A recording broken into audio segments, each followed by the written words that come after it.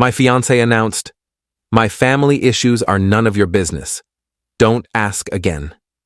I replied, "All right." After that, I stopped involving her in any part of my life that required trust. When she suddenly realized everyone else knew something she didn't. What happened next caught her completely off guard. I'm 36, and I've been engaged for about 8 months now. We'd been dating for 2 years before I proposed, and honestly, things were good. Not perfect, but good enough that I thought we were building towards something solid. She was independent, driven, and had this way of making me laugh even on my worst days. But there was always this wall when it came to her family. From early on, I noticed she never really talked about them. Her parents, her siblings. It was like they existed in some parallel universe she refused to let me into. At first, I didn't push. Everyone has complicated family dynamics, right? But as we got more serious, it started feeling strange. I'd met them exactly twice in 2 years. Both times were brief, awkward dinners where everyone smiled too much and said too little. About 3 months ago, I tried to address it. We were sitting in the living room on a Sunday afternoon, and I'd just gotten off the phone with my own mom, who was asking about wedding plans and whether her family would be involved in any of the planning. "Hey," I said, putting my phone down. "My mom was asking about your family. She wants to coordinate with your mom about some of the wedding stuff. Should I give her your mom's number, or do you want to handle that?" She looked up from her laptop and I saw her jaw tighten. "I'll handle it." "Okay, cool," I said. "Also, I was thinking maybe we could all have dinner together soon. Both families. It might be nice before things get hectic with planning." "That's not necessary," she said flatly. "I mean, it's not necessary, but it could be nice." I pressed gently. "They're going to be family too, you know. It'd be good for everyone to get to know each other." She closed her laptop with a snap. "Can we not do this right now?" "Do what? I'm just trying to—" "My family issues are none of your business," she cut me off. "Don't ask again." The words hit me like cold water. Not the message itself, but the tone. Sharp, final, like a door slamming in my face. I sat there for a moment, processing. "All right," I said quietly. She went back to her laptop like nothing had happened, but something had shifted in me. If her family was none of my business, then fine. But trust is a two-way street, and she just put up a roadblock I couldn't ignore. That conversation changed how I operated. Not dramatically, not all at once, but gradually. I started keeping certain things to myself. Not out of spite, out of self-preservation. If she wanted walls, I'd respect them, but I wasn't going to keep tearing down my own while she reinforced hers. Update 1. The first thing I stopped sharing was financial stuff. We weren't married yet, so our finances were still separate, but we'd talked about combining them after the wedding. I'd been transparent about everything, my savings, my investments, my plans.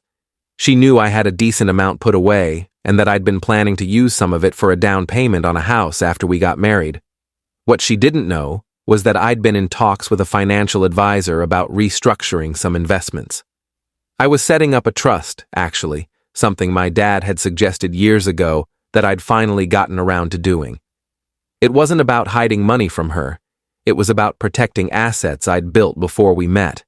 But I didn't mention it. She also didn't know that I'd started consulting with a lawyer about a prenup. After that conversation about her family, something in my gut told me to be careful. I wasn't trying to be cold, just realistic. If she couldn't be open with me about her family, what else might she be holding back? The prenup conversation was necessary anyway. I had investments and property from before we met, but I'd been putting it off because I didn't want to upset her. Now, I just scheduled the meeting and didn't bring it up. Around the same time, my best friend asked me to be a partner in a business venture he was starting. Nothing huge, but it had potential. It would require some capital and time. Normally, this is exactly the kind of thing I'd discuss with her. Instead, I just told my friend I'd think about it and ran the numbers myself. 2 weeks after her family comment, my mom called asking about Thanksgiving plans. She wanted to know if her family would be joining us. I don't think so, I said. She's got her own thing going on with them. Oh, my mom said, sounding disappointed. Well, maybe we can all do something together for Christmas? Maybe, I said, non-committal. I wasn't going to force it. When my fiancée asked me later what my family was doing for Thanksgiving, I said, the usual. Big dinner at my parents' house. Are we going? She asked. I am, I said. You're welcome to come if you want. She frowned. If I want? We're engaged. Of course I'm coming. I just didn't want to assume, I said evenly, since family stuff can be complicated. She caught the edge in my tone but didn't push it. What time should we leave? Thanksgiving came and went. It was fine, but I noticed my family asking her polite questions about her own family, and she gave vague, minimal answers. My mom gave me a look across the table that said everything. Update 2. December rolled around, and wedding planning started getting serious. We had a venue booked for the following summer, and deposits were due. My mom and sister were heavily involved, asking questions, offering help, trying to coordinate things. Every time they asked about her family's involvement, I'd just shrug and say, she's handling that side of things. But she wasn't handling it. I could tell from the way she'd tense up whenever wedding stuff came up. Her mom had sent exactly one text asking about the date and nothing since. No calls, no offers to help, no excitement. It was bizarre. One evening in mid-December, we were going over the guest list. I had my family's side done, about 70 people, all accounted for. I asked her how many people her family wanted to invite. I'm not sure yet, she said, not looking up from her phone. Well, we need to give the venue a rough count by next week, I said. Can you check with them? I'll handle it, she snapped. I'm not saying you won't, I replied calmly. I'm just saying we have a deadline. She put her phone down and glared at me. Why are you being like this? Like what? Distant. Cold. You've been weird for weeks. I almost laughed. I've been weird? You told me your family was none of my business. I'm just respecting that boundary. That's not what I meant, she said, but her voice had lost its edge. Then what did you mean? I asked. Because I heard you pretty clearly. She didn't answer, just picked up her phone again and left the room. That same week, my friend confirmed he wanted me as a business partner. I agreed and signed the paperwork without mentioning it to her. It wasn't her business, right? That's what she'd taught me. I also finalized the prenup draft with my lawyer. It was fair, straightforward. Anything either of us brought into the marriage stayed ours. Anything we built together would be split. I scheduled a meeting to present it to her after the holidays. I wasn't looking forward to it, but it needed to happen. Christmas came, and my family did their big celebration on the 23rd. Her family did something on Christmas Eve, and for the first time, she invited me. Are you sure? I asked when she mentioned it. Yes, I'm sure, she said, irritated. Why wouldn't I be? Just asking, I said. The dinner was uncomfortable. Her parents were stiff, her brother barely spoke, and her sister kept shooting her looks I couldn't decode. There was tension in that house you could cut with a knife. When we left, I didn't ask about it. None of my business, remember? Update 3 January hit, and things started unraveling faster than I expected. My mom called me one afternoon while I was at work. Hey, sweetie, she said. I wanted to run something by you. Your aunt was asking about whether her family is contributing to any wedding costs. I wasn't sure what to tell her. Why would her family contribute? I asked, confused. Well, traditionally the bride's family covers certain things, my mom said carefully. I just wanted to make sure we weren't stepping on any toes or duplicating efforts. Mom, I don't think her family is contributing anything, I said. There was a pause. Have you talked to her about that? It's none of my business, apparently, I said, more bitterly than I intended. Honey, you're marrying her. It kind of is your business. You'd think, I muttered. After that call, my mom, sister, and aunt apparently had a group chat going where they discussed the wedding situation. I wasn't part of it, but my sister let it slip one day when we met for coffee. "So, what's the deal with her family?" she asked point blank. "Honestly, I have no idea," I said. "She won't talk about it." "That's so weird," my sister said. "Like, red flag weird." "Tell me about it." "Have you met them?" "Twice, maybe 3 times if you count Christmas." My sister's eyes widened. "You're engaged to someone whose family you've barely met?"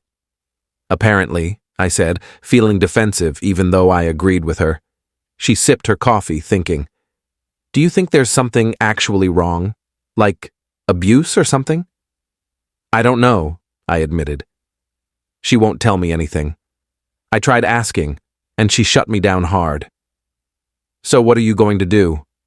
"Honestly, I'm protecting myself," I said. "I'm getting a prenup drawn up, and I'm not making any more big decisions that involve her until I know what I'm actually walking into." My sister nodded slowly. Smart, sad, but smart. That conversation stayed with me. It was one thing for me to have doubts, but hearing someone else validate them made it real. A few days later, the business partnership with my friend became official. We had a small celebration dinner with a few other investors and partners. I didn't invite my fiancée. When she asked where I'd been that night, I said I'd had dinner with some friends. "Which friends?" she asked. "Just some guys from way back," I said vaguely. She looked at me suspiciously, but didn't press. The following week, I had the prenup conversation. I'd been dreading it, but it needed to happen. We were sitting at the kitchen table after dinner. I pulled out the folder and slid it across to her. "What's this?" she asked. "A prenup," I said. "I had my lawyer draw it up. It's pretty standard, just protects what we each brought into the marriage." Her face went pale, then red. "You're seriously asking me to sign a prenup?" "Yes," I said calmly. "It's not about trust. It's just practical." "It's absolutely about trust," she shouted. "You don't trust me." "Do you trust me?" I asked quietly. That stopped her. "What?" "Do you trust me?" I repeated. "Because you won't let me into huge parts of your life, your family, your past. You've locked me out of all of it. So yeah, I'm being practical, because I don't know what I don't know." She stared at the folder like it might bite her. "I can't believe you're doing this." "Read it," I said. "Take it to your own lawyer if you want, but I'm not getting married without one." She grabbed the folder and stormed off to the bedroom. I heard the door slam. Update 4. She didn't speak to me for 2 days. Just ice-cold silence and sleeping on the couch. On the 3rd day, she came to me with the prenup, unsigned. "I'm not signing this," she said. "Then we're not getting married," I replied. Her eyes filled with tears. "You'd really throw away 2 years over a piece of paper?" "You threw away my trust when you shut me out," I said. "This is just me protecting what's left." "I haven't shut you out," she protested weakly. "Your family issues are none of my business," I quoted back to her. "Your words, so fine. They're not my business, but my assets aren't yours either, until you decide I'm worth trusting." She wiped her eyes angrily. "You're being cruel." "I'm being realistic," I corrected. "You want partnership without transparency. That's not how this works." She left the apartment and didn't come back that night. I found out later she went to her parents' house. The next morning, my sister called me. "Hey, so this is weird, but I ran into someone yesterday who knows her family." My stomach dropped. "Okay?" "They told me something. I don't know if it's true, but—" She hesitated. "Just tell me," I said. Apparently, her family is in serious financial trouble, like bankruptcy-level trouble. They lost their business a few years ago and haven't recovered. Everything clicked into place. The avoidance, the secrecy, the tension at Christmas. "Are you sure?" "That's what I was told," my sister said. "And there's more. Apparently they've been asking her for money. A lot of money. I felt sick. How much? I don't know exact numbers, but enough that it's causing problems. After that call, I did something I'm not proud of. I checked our shared credit card statement, the one we used for joint expenses. There were cash withdrawals I didn't recognize, thousands of dollars over the past 6 months, always in round numbers. 500 here, 1,000 there. I called the credit card company and got detailed statements. The pattern was clear. She'd been withdrawing cash regularly and never mentioned it. Update 5. When she came back to the apartment 2 days later, I had the statements printed out on the kitchen table. She walked in, saw them, and froze. "Sit down," I said. She sat, eyes on the papers. "How much have you given them?" I asked. "I don't know what you're talking about," she said, but her voice shook. "Don't," I said firmly. "Just don't. I know about your family's financial situation. I know you've been sending them money." "How much?" She stared at the table. "About 20,000 over the last year." I felt like I'd been punched. $20,000 from our joint account. "It was my money too," she said defensively. "It was our money for our life together," I shot back. "For the wedding, for our future. And you sent it to your family without telling me?" "They needed it," she whispered. "They were going to lose their house." "So you lied to me for a year. You hid this from me while we were planning a wedding, while I was trusting you with my life." "I didn't know how to tell you," she said, tears streaming now. "I was embarrassed, ashamed. So instead you shut me out and made me feel crazy for asking questions?" She didn't answer. "The prenup makes sense now," I said. "You need access to my money because yours is going to prop up your family." "That's not fair," she cried. "What's not fair is lying to your fiancé for a year," I said. "What's not fair is making me the bad guy for wanting transparency." I stood up. "I need time to think. You should stay somewhere else for a few days." "Please," she begged. "We can work through this." "I don't know if we can," I said honestly. "I don't know if I even know who you are anymore." She packed a bag and left. As soon as she was gone, I called my lawyer. Final update. It's been 6 weeks since that conversation. The engagement is off. I told her 3 weeks ago that I couldn't marry someone who'd hidden something that massive from me. She tried to apologize, offered to pay back the money, promised she'd cut off her family financially. But the trust was gone. Ending it was one of the hardest things I've ever done. Despite everything, I did love her, but I couldn't build a life with someone who saw me as a solution to her problems rather than a partner. She moved out completely 2 weeks ago. I kept the apartment since it was mine before we met. She took her things and left without much drama, which I appreciated. I found out through mutual friends that her family's situation is worse than I thought. They're facing foreclosure, and her dad's business debts are astronomical. She's apparently back living with them, trying to help them sort through bankruptcy proceedings. Part of me feels bad for her. I do. That's an impossible situation. But she chose to handle it by lying to me, by shutting me out, by using money that was meant for our shared future. That's not how you treat someone you're building a life with. My family has been incredibly supportive. My mom, who liked her despite everything, said something that stuck with me. You can't save someone who won't be honest with you about what they're drowning in. The business partnership with my friend is going well. The prenup situation taught me a valuable lesson about protecting myself and being clear about boundaries from the start. As for dating again, I'm not ready yet. This whole thing left me more cautious than I'd like to admit, but I know what I won't accept now: walls, secrets, and one-sided trust. She texted me last week, just, "I'm sorry for everything. You deserved better." I didn't respond. Some apologies are true, but still too late. Edit 1. People keep asking if I ever confronted her family directly. I didn't. Once I knew the truth, there was no point. Their financial problems weren't my responsibility, and getting involved would have just complicated an already messy situation. Edit 2. The $20,000 wasn't the full amount from the joint account. We'd both contributed to it, and technically about half was money she'd earned.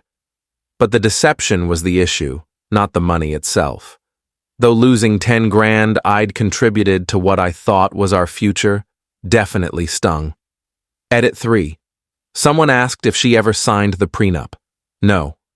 Once the truth came out, we never got back to that conversation. The engagement ended before it became relevant.